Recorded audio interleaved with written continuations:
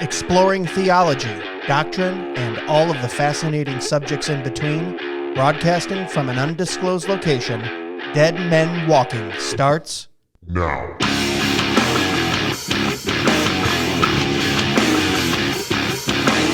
Well, hello everyone. Welcome back to another episode of Dead Man Walking Podcast. Just adjusting my microphone here because it's about to fall off. We wouldn't want that in the middle of the interview. Josh, what's going on, brother? Oh man, a lot has been happening this week, honestly, and like the past 3 months, actually. Yeah. in like editing and like a channel and like going to places and stuff like that. So yeah, it's been great. Yeah. So the guy you hear on the other side of the microphone is Josh, and let me say it right, Kuipers. Yes. Yes, I finally got it right. Dutch, yeah. Last time he was on, I think I said it incorrectly. Runs a pretty popular YouTube channel, Reformed Funny Moments. And he's from out of state, and he just happened to be in the area about 20 miles south of me. And I said, dude, you got to come in studio and let's talk about this new documentary that you just dropped. Extremely interesting. I'm about 3/4 of the way through it, and it's picking up a lot of traction. Tell me a little bit about it. Give the listeners a little overview of what it's about. So overall, it's about the mishandling of Jennifer's rough draft to smear Pastor Tom in 2022. It's a documentary that chronologically like tells what happened, how Karen Pryor received the draft, and the series of events that eventually led it to be leaked to smear Pastor Tom politically. That's what the overall is what it's supposed to be. The finer details, however, can be like kind of get difficult and like in the weeds and such. Yeah. Well, I was telling you before we started recording that I had kind of been watching it from afar, the whole issue, and I'm not in the SBC. I don't believe you are either. No, I'm not. But just kind of watching it on Twitter and then trying to find some blogs, and it was so hard to figure out, well, what's going on? Because this person said this, and then this person said that. And what you did in yours, first of all, I will tell you, and anyone listening, you released it on YouTube on your channel. Yeah. And what's the official name of your channel where they can find it? Kuiper Belt Productions. And we'll link that up on this episode. And I'm not just saying this because you're sitting here in studio and you're a friend, but I'm watching it. And anyone who does any type of audio or video editing, you're like, okay, this guy's got hundreds of hours into this because it looks extremely professional too. This is something at the quality level. I'm watching it on YouTube, but I go, man, this could be on like a Netflix or a Prime or Hulu or something like that. So, how it was shot and how you edited it, I think was very, very good. It kept my attention. And I got a touch of 80 HD, so if you can keep my attention for 50 minutes, you're doing good. And then 2, you really laid out the timeline very well of what was going on, and I finally understood, okay, this was all the stuff that was going on behind the scenes. Very, very interesting documentary. What made you go, yeah, I want to spend some time on this? Well, there's the funny thing. So do you want me to describe like how I got acquainted with Pastor Tom? Sure. Okay. Yeah, give us the full story. I knew him because of his work with the G3, and we're talking about Tom Buck, just so Tom everyone Buck, knows. Yeah. Pastor Tom Buck. He's the senior pastor of First Lindale Baptist Church. I think I got that right. First Baptist Church in Lindale, Texas. There's so many Baptist churches. Right. First Baptist, Second Baptist, Third Baptist, Fourth Baptist. But point being, I knew him because of his G3 workshop stuff, and he probably knew me because of the Reformed Funny Moment stuff. And I actually last year, I was visiting some friends in Texas, and I actually got to interview him for my channel. Kind of how I did with you a year last year. Sure. I also did that with Pastor Tom, and that's how we got acquainted.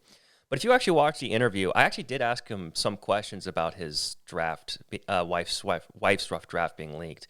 If you watch the interview, it was very surface. Like it didn't get in much detail. And I did watch it, yeah. Well, thank you. So, and then I posted the interview, nothing happened. And then in January of this year, Tom texted me out of the blue saying, hey, can you give me a quick call? I was wondering if you could put a couple clips together. Notice a couple clips. Yeah, more than a couple. No, it's not his fault. It's actually mine, actually. But so I quick called him. It was 5 minutes. And he said, can you put together like just simply like intersplice the inconsistent testimonies between Karen Pryor and Keith Whitfield of Southeastern University. But at the time, I didn't know what he was talking about. I didn't. Right. I did not know who Karen Pryor was. I didn't know who Keith Whitfield was. I didn't know who Danny Aiken. I didn't know what Southeastern. I had no reference whatsoever. All I knew was Jennifer's rough draft, his wife's rough draft got leaked. And I can talk a little bit about the draft in a bit, about why that's important. And so I was like, I said yes, I said yes without thinking about it. Because I like helping people do videos and putting stuff together for people. But 2 weeks later, I managed to get around to watching the May 6th and May 11th meetings. So that's when Tom Buck and Jennifer Buck, they had Zoom recorded meetings. They went to Southeastern, and May 6th they were interviewing Karen and trying to figure out what was her account as to what happened. Yeah. And then the May 11th one was the Bucks calling for Southeastern to do an independent investigation into what happened in the mishandling of her draft. And I watched it multiple times. I took a bunch of notes, and I was both confused and saddened at the same time. I was just going to bring that up. I feel the same way watching it. I was a little sad. I was confused because I'm a context guy. I want to understand the context of it all, so that way I can understand what I'm watching. Sure. But I didn't know who any of these people were. I didn't know who Karen Pryor was. Like I said, apparently she's a very well-known figure in Southern Baptist life. And she kept bringing up old interactions with Pastor Tom that I was like Pastor Tom called her termination from the ERLC. What's happening going on? So there was no context, no framework that I had in watching this. So that's why I was so confused. Yeah. And I was also saddened because just seeing, I knew the Bucks were mistreated, but when you're actually seeing the mistreatment and you're seeing Karen being snidey and angry against Tom, and Keith Whitfield being deceivious, and Danny Aiken doing nothing, it's just what could I do? Yeah. Is there something I could do for the Bucks and stuff like that? And so that's when I began doing my own personal research. I read some articles and went to the deep dark hellhole of Twitter and just read Twitter threads, and I created a Word document of bullet point list of events, the days of so on May 23rd, 2018, this is when Karen's accident happened. And then I just kept going through the list, and I kind of worked my way, important points, all the way to when the draft got leaked. And it's kind of like a God thing, but the combination of digesting the meetings and the research, I could kind of feel God was just pressing me to just tell the full extent of what the story was. Yeah. And that's what eventually led to a 2-hour conversation with Pastor Tom. I just simply asked questions and listened. He just simply talked. And eventually towards the end, I just said, Tom, I believe you. I'm just going to clear my schedule and put this together. In fact, if you remember, in March, you asked me to do the what was it, the podcast thing, the chart? I think so, yeah. Yeah, you said there's a reason why I said no, and that's why.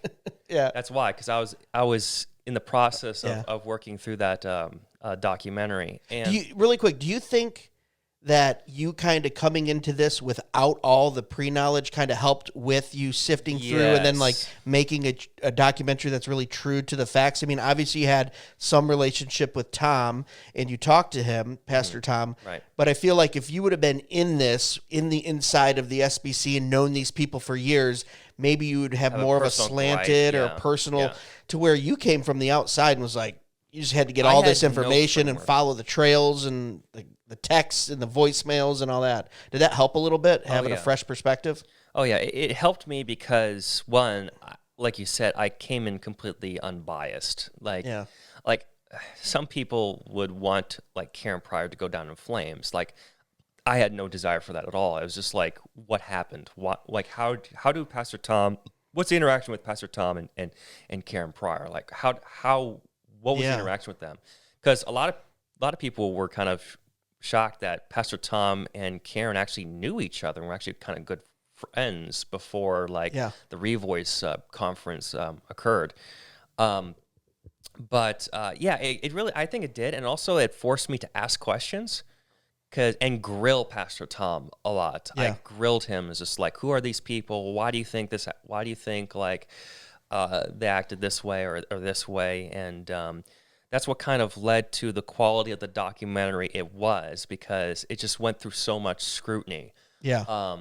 And making double and triple checking like the facts and such. Really quickly, too, I should just say we kind of jumped right into this, but for those listening, the overview of this is essentially Pastor Tom and his wife. She writes essentially an essay documenting some abuse earlier in their marriage. Mm-hmm. She's using it to say marriages can be changed. Everything was for the glory of God. I think it was like some verbal and emotional abuse by Tom. He openly admits it. This was years ago. This is what how the Lord has brought us through. And then that document gets shopped around and essentially shared, and then starts to be used almost like with church politics, like politically, like we're going to kind of blackmail you and say, oh, look what you used to do. And it's just all that's why I was, like I said, I was kind of saddened watching it too, is because it's one of the reasons why I hate secular politics, and I'm involved in it, but it's a lot of backbiting and blackmailing and teams forming, and then to see that in a church setting or in a denomination setting is kind of disheartening. So this whole documentary kind of follows that. For those listening who don't know, extremely interesting. But like you said too, yes, you talked to Pastor Tom Buck, but the documentary is full of screenshots of text messages, audio recordings. I mean, it's not just like you're giving Tom's version of things either, which I noticed. It was like, oh no, you had all this evidence, I guess you could call it, or actual things that back up kind of the narrative, which I found very interesting too, because no offense, but I don't want to watch a documentary of just someone giving their side of the event. So you had to go dig for that and find that, and how did that all come about? So here's the thing. Like from the onset, like I was really confused, and because there's so many so many mechanisms that cause this draft leak. Mm-hmm. And I thought the best approach would be just playing the story chronologically. In fact, I mentioned a document earlier that was a bullet point document. Little did I know that will actually become the blueprint of the framework of how this documentary would be. Okay. Because I realized that if you start from the very beginning and then work your way to the present, then you can introduce all these elements naturally. And instead of, doing like a video essay argument where you present your thesis and then you have supporting like evidence to support it, instead, all I did was just let the text messages, the emails, and the audio recordings and Zoom recordings just do the work of proving what happened. Right. So it comes more naturally, and you can't argue what they say. It's their right words. There in front of you, It's right there. It's right in front of you. And I thought that was a lot more powerful approach. And I've had some responses from people before this was dropped, and everyone was like, yeah, it's so clear now. Like it's so clear, like it's so obvious. Like why hasn't like an investigation occurred? Which I don't know when you're going to drop this, but I recommend sooner the better. But this, let's see, we're recording on what's today, Thursday? Yep. It'll be this Wednesday. Okay. So people listening to this, it's only about 5 or 6 days from the time we recorded. Right. So the documentary is public. It will be public when this episode drops, but all 4 parts. But spoilers for part 4, but it shouldn't be spoilers because it's been public for over a year. Is that Southeastern terminated the investigation because they didn't do an investigation, actually. They just terminated it because they claimed that an anonymous email claimed full responsibility of the matter. Oh, how convenient. I know. I put a meme in there, but in the documentary, it's just... Yeah, it didn't sort of mean... It's just crazy, yeah. Yeah, any other... Oh, no, I was just saying, I think this is something that people are going to, I want to say enjoy, but it's something to where, like I said, you did the work of hundreds of hours of editing and getting the story all put together in a format for us, people like me who go, I knew something was going on, but I've got a busy life. I can't go do the detective work. And if you've ever tried to do detective work on Twitter, I'm sure you have for this documentary, it's insanity. Everyone's tagging this and that, and he said and she said, and go to this blog. And you're like, what is truth? What isn't? I just appreciate you putting it all together in a format that that's very, like I said, look professional and very watchable. I told you before the show, I'm like, you know, it's already got a cross-platform. You said hundreds of thousands of views. I'm sure we're going to be in the millions very soon, just because this is something that I could watch on a streaming channel, like I was telling you. It could be. I think, well, on my channel, I mentioned this, like on my, wait, did I mention it already that like my Reformed Funny Moments like channel, it's like it's not doing well, but on Twitter, that's where it's doing most of the Sure. work, like over 100,000 views per part. It's in 4 parts. Well, can we talk about that really Sure. quick? Let's talk about you stepping outside of your norm of Reformed Funny Moments. So your channel's very popular for Reformed Funny Moments, where you kind of mash up Reformed guys talking, pastors, theologians, scholars, whatever, and having those funny moments, which years ago when I first contacted you, I said, what a great idea, because I believe Reformed guys have some of the best sense of humor, but we're kind of seen as these stodgy, you know what I mean, like suit wearing kind of, they don't know how to take a joke. When you get to know the guys like R.C. Sproul and MacArthur and Begg and all these different guys that you have on, James White, they're pretty funny and they have some funny moments. And that took off. So that you're kind of in that vein. You go from funny moments to, we're gonna go to the truths and lies and gossip and church politics and abuse, and it's like, whoa, man, what a shift. So I can see why maybe it's not getting traction on a channel that usually focuses on Reformed Funny Moments. Right. You put it on Twitter and it's like it blows up. So talk about stepping outside of that and going, that was something different for you. Yeah, maybe the editing's a little bit of the same, but I mean, the storytelling is what I'm saying. You do a really good job at telling the story. There's some language in there, Inferno, and the match was lit. And it's like, it makes me want to watch the next section. Yeah. So for a young guy like yourself, I'll give you kudos. It was very good storytelling, which is harder than most people think. Most people are like, I could do that. Yeah, try doing that. Try taking all this information. Script. Yeah, and write up basically a 1-hour mini script and then get people to stay involved with it. How was that, stepping outside of, mashing up funny clips? And it's more than that, but I'm just simplifying it for the argument to that. It's interesting when you work on various projects. Like, there's a reason why I take other projects. It's because you learn something. You learn something new, and you try to expand your creativity and such. And you never know that some of the basic elements that you learn, you actually able to transfer into this new project. So the animation type, how it's all done. I mean, I've moved photo. I've animated stuff on my Reform Funny Moments all the time. So so I knew how to do special effects and all that stuff.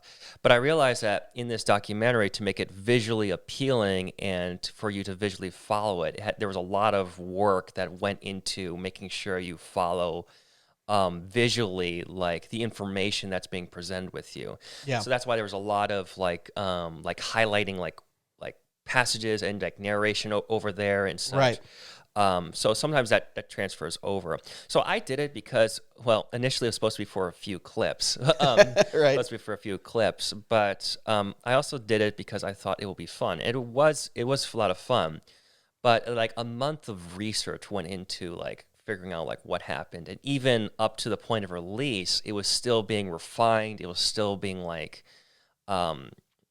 changed. In fact, there were a couple of last minute changes. In fact, even in part 2, for instance, I initially thought that the interaction between Keith and Karen, Keith authenticating Jennifer's rough draft, only happened a day. It actually happened, and then it wasn't until a week before it was dropped. It was actually happened 2 days.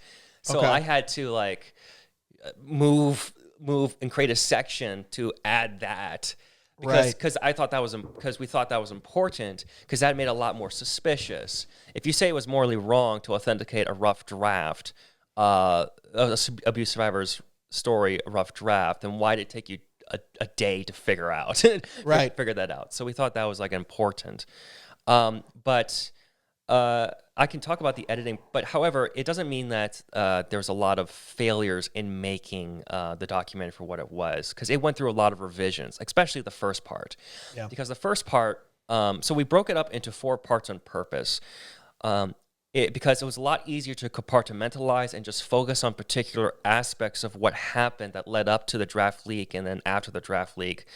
And also, it'll be easier for me to like send sections to Pastor Tom for him to critique and review and then get back to me, and I'll make the changes and I'll keep working on other stuff as he's like reviewing that. So like part 1 was especially important because especially the first rough cut of it, because there were 2 major lessons that I learned. One was the music was too much. Okay. Is what I mean by that was like I was sensualizing everything. Yeah. Because as you probably know from my channel, like my motivational stuff, I like making everything like epic and powerful. Yeah. And people were like, dude, just give me the facts. Like, just tone down the music. I don't need to like sensationalize. Like, okay, fine. I toned that down. But the second one was, and this was probably the most important one, is that it didn't make any sense. Yeah, it's kind of important. It did in a couple areas. Like, Okay. and some people were like, just because I was relying too much on showing and not telling too much. Okay. And expecting the audience to make the connections.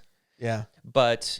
And so that was very helpful because I realized that I need to explain everything and connect the dots for them. And so, I mean, that resulted in more work, you know, more dialogue and more animation. But it makes it a lot easier to follow. Well, clarified everything It too. clarified Yeah, everything. absolutely. So, so that was what, and so that was like important. And after part 1 was done, at least what we thought was completed, then that became the framework to part 2, 3, and 4 on how it should be presented and done. Yeah. So yeah, that's how it went through multiple revisions, but overall, I was very thankful for the feedback because it made me realize if I want to do like a sort of video essays or something like that in the future, it's best to explain everything and clearly and to draw the dots for people. Yeah. Are you one of those creative guys like me where you're just constantly tweaking and finally you have to go, okay, now it's done? Yeah. I mean, you know what I mean? So the thing I do that with music all the time. I'm like, I could change one little word or one little chord or, you know, chorus. Oh yeah. It's like, like Were you tweaking right up to the night you released it? Yes. I knew it. Yeah. Because you're always looking like, man, I could change this, I could change that, I could change this. And then finally there comes a point where you're just like, dude, it's enough. It's good enough. Yeah. Send it out. And in fact, all the videos, even the teaser, was not completed until literally Sunday. Yeah. It was till literally Sunday. Okay, so that's right around the time I think when I messaged you, I said, oh yeah, I saw a snippet of it. That's what I was talking about, the trailer. And that was just released a few days ago then. Yes, it was released a few days ago. The trailer was made the day before it was dropped. So like crazy. And I think part of the challenge though too was like there was a reason why the trailer was the way it was. Because Pastor Tom says we have the document from Southeastern telling us to go public with it. So you need to include this. Yeah. And I'm like, okay, how do I include this in an interesting trailer? Yeah. And so I thought, it'll be I think it'll be interesting if we just read it and then like have a contrast with like events that happened and maybe end with it, go public, have the music rise, and then there's a title card and then it just ends and then the final words that Arthur Wary, board chairman of Southeastern Baptist Theological Seminary, that type of thing. I just realized we never really talked about what was contained in the rough draft. That was so... Yeah. Well, I didn't know if that was on purpose or not. Maybe because, that was something that was kind of weaponized and used against some very personal information. Is it now public? You can go find it and read it. I mean, it feels a little voyeuristic just to read it so you can see about someone's shortcomings. You know, that's the way I was feeling about it too, is here's a bunch of pastors and believers that are essentially weaponizing a moment in a marriage, in a vulnerable moment in a marriage where they were both saying, look, we've learned and grown from this. And then they're using it like, oh, we're going to use this against you and smear you publicly. And it's like, dude, we're believers here, man. That's not what. That's the most you know? sickening thing is like, these are people from so-called Christians. Yeah. Like I totally expect the world to do that. Yeah, Unbelievers, you're supposed to use all that stuff against me because you know, but from believers it was a little disheartening. So like what was contained in the rough draft? I won't go in I won't go into much of what it is because that's private. That's for their story. But pretty much it was abuse that happened to Tom and Jennifer before they were married. Okay. And that's something they didn't want to proclaim yet. They don't want to proclaim yet for reasons I won't go into. But that's only. But if you read the draft, though, I have never read the rough draft. So, but they say like that's only like 25% of the story. Yeah. The other 75% is God restoring the work in the marriage, and people want to focus on the 25%. Yeah. Because they think Tom's an abuser. They think Tom is like he's like unrepentant. Like, right. Well, no, actually, it tantalizes the flesh. yes. It's it feels like gossip. It can be used against. I mean, it's all the things that the flesh absolutely loves when we see someone else stumble. Mm-hmm. When in fact the Bible tells us not to rejoice when a brother stumbles, right? But the flesh wants to. You say, oh well, you know, we had this confession at our church. We do confession every Sunday. And one of our elders wrote this piece, and I posted it. It was 6 months ago now, but it was so beautiful because he had this term of like, we have determined that we are the sweet spot of righteousness. Please forgive us, Lord. Like we look at the guy that has the really nice car. Go, oh, geez, he's into materialism, and he just wants to have a nice car to show off. And we see the guy that has a car not as nice as us, and we go, just work a little harder, Or we see the guy coming out of the store with the Busch Light, and we go, oh well, we drink craft beer. It's like this weird thing where we determine we are the standard for righteousness, when in fact God is. And it's so tough because we love to do that when we see, even in the past, this is something that happened years and years ago. They've asked for forgiveness. They've worked through it. The Lord has changed their marriage and brought them through it, and all glory to God. And we still want to go. I get the sense most people want to go, oh yeah, well, I didn't do that, so I want to sit in a place of judgment. I think that's what it is. Makes us feel a little bit better about ourselves. It's also the strange mentality of the victimhood Me Too movement. Okay. Is where they don't want the gospel to be able to transform your life. Instead, they use their past abuse to platform themselves.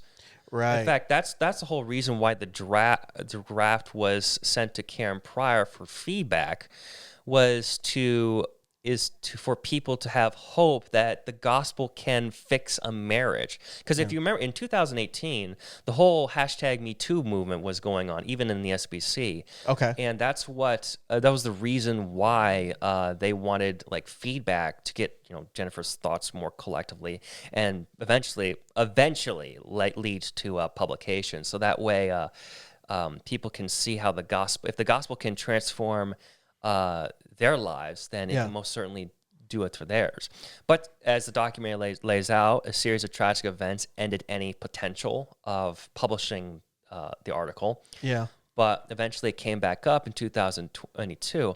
But it's interesting though, and this is what led me to how the documentary ends. Okay. Because the thing is, you read the passage in Genesis, where Joseph's brothers, they did everything evil to him. They beat him up, threw him in a pit, sold him to slavery, and then at the very end he says, what you meant for evil, God meant for good. Yeah. And despite the evil that was done to the Bucks, and it should never be experienced, it should not, in God's unusual providence and will, he wanted their story to be told to the public. And so eventually that's what led to their marriage story being published on G3 on April 7th, 2022. Yeah. And many people were blessed and encouraged by it. In fact, I have a section there where they talk about how at one point, Jennifer was counseling multiple women that came to her because they're trying to figure out, like, how do I pray for my husband? How do I work with my husband? And stuff like that. Yeah. And really, and even on Twitter when it was initially published, it was like retweeted like 600 times and stuff like that. It was crazy. Yeah. And so, I mean, that's how I wanted the documentary to end, because really that's all what they wanted to do from the very beginning. Yeah. It wasn't like they were trying to, hide something from the public, or like, oh, you can't have this or else to destroy my ministry. No, they've been proclaiming this thing for over 30 years. Yeah. For over 30 years. It's nothing different. It's just that, some pieces of the story they just didn't want to proclaim yet, but this is something they've wanted to proclaim for over 30 years. And Lord willing, this documentary will shed light at Southeastern actually needs to do an investigation, and there needs to be an independent investigation. Well, I do on the justice side of that. However, the story of the gospel in redeeming and saving marriage will continue on. Yeah. And it will continue to be proclaimed, and it will be continued to be as a small fire to fight against the wokeism and victimhood trend that's going on. So. Yeah. Very good, man. And what's the official name of the documentary? Do we have an official name for it? I can tell you how we got that. So it's called The Fires Are Still Burning. Okay. Fires Are Still Burning. That's what it's called, but you can also find Jennifer's draft leak as well. Originally, that's what it was called, but then Tom was like, I don't like that. It's like, it just seems too poignant. Too on the nose, yeah. And we were thinking about it, and I remember during one of the May 11th meeting with Southeastern, which he was reading like a statement for Southeastern. He said, "There's so much smoke that there's multiple fires burning, and one of them is at Southeastern." And I thought, that should be the title, because that kind of encapsulates what's going on. There's so much evidence pointing to.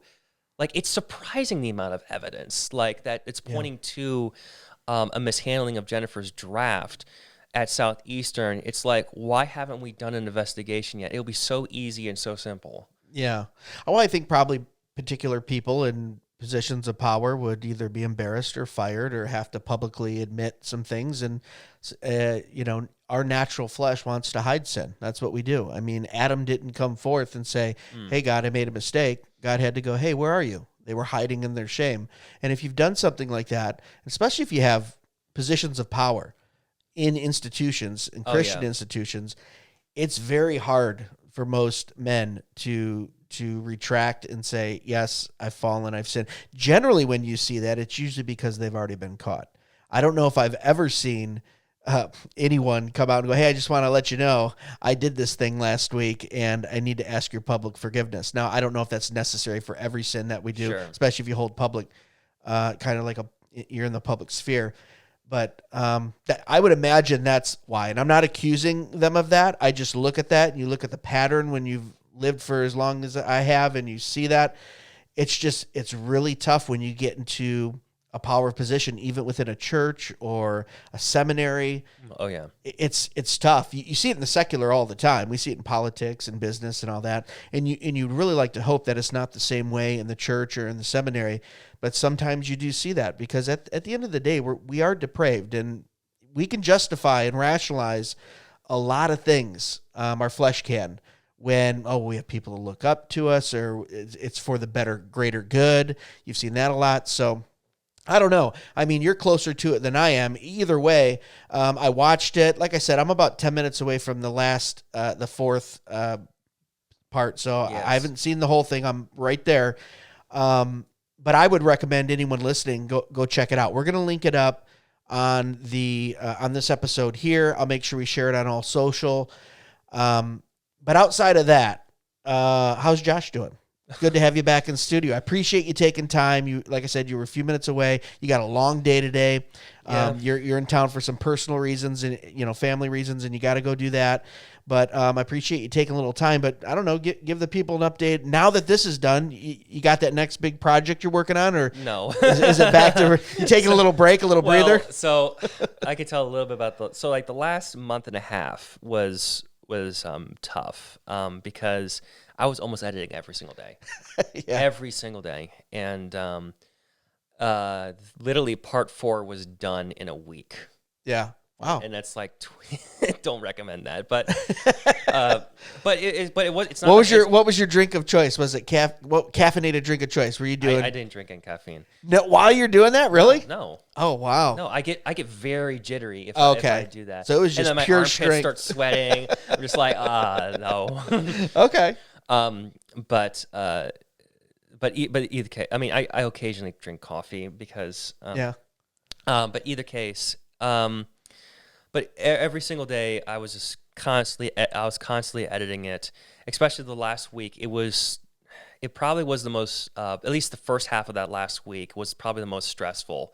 I don't know. It just suddenly like hit me. It was just like, there's so much work that needs to be left done. Yeah. But it was also those moments when I would just be like, okay, let's step away from the computer.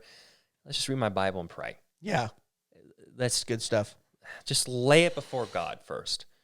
And what was helpful also as well was the Bucks were also praying for me as well. Yeah. And people were praying for me as well. And I can tell you, like halfway through that week, suddenly I was just fired up. Yeah. I was just fired up and ready to like finish this. Yeah. So I feel right now a lot more rejuvenated to make something else. But what's next on my list? Well, I'm wearing a shirt, Carpe Fide. If you know who these guys are. Sure, they've been on the podcast. Oh, really? Yeah. Well, we're buddies. I promised them a couple of video projects that got delayed because of this documentary. Yeah. So like, what's next is so I have a personal project for them that's going to be done, but also I interviewed them last month, and so that interview is going to drop on my channel. And it's been long overdue, but I need to make a Reform Funny Moments again. Yeah, we're all waiting. We're fiending. I know. It's been like, I think, almost 2 to 3 months, honestly. Yeah, you were dropping them pretty regularly before the doc. I was. Working on that. I was. Yeah. And, the thing is that every episode gets progressively longer to make because the editing gets more complex. And, sure.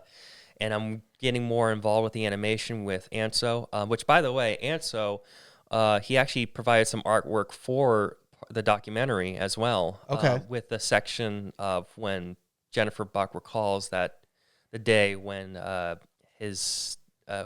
draft got leaked to the public. It was towards the end of part 2. And who's this that did the animation? So give him a shout out. Art. In fact, I would recommend you interview him. He's actually a guy that I'll tell a little bit about him. So he.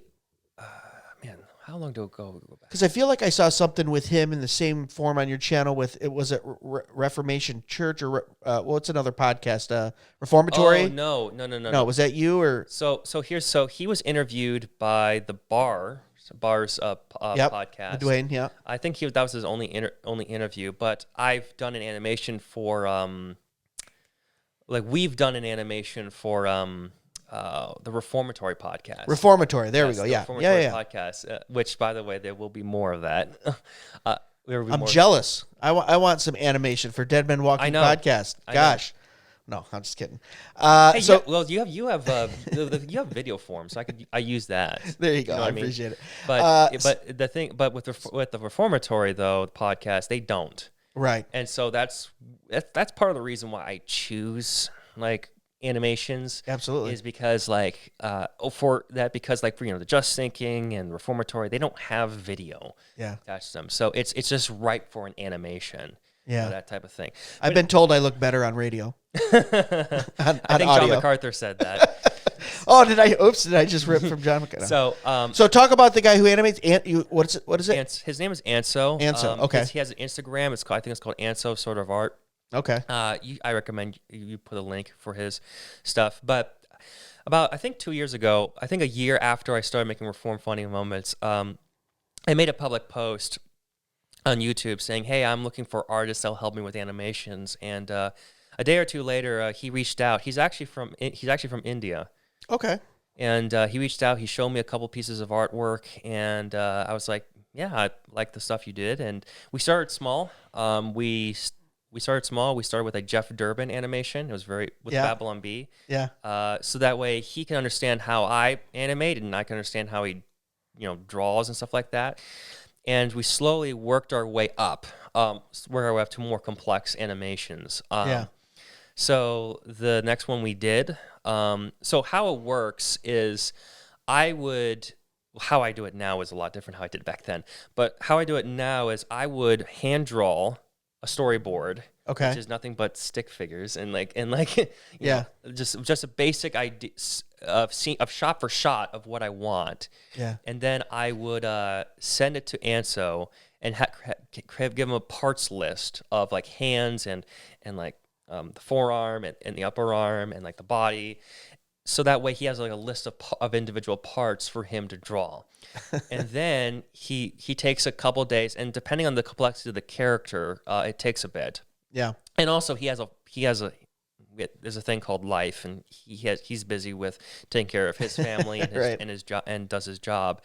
And eventually he'll send it back to me, and then I will then put it all together in After Effects. So I'm the one that animates, he's the one that draws. Okay. And then we go back and forth, because I'm like, sometimes there might be small changes, like, hey, can you bring this in here?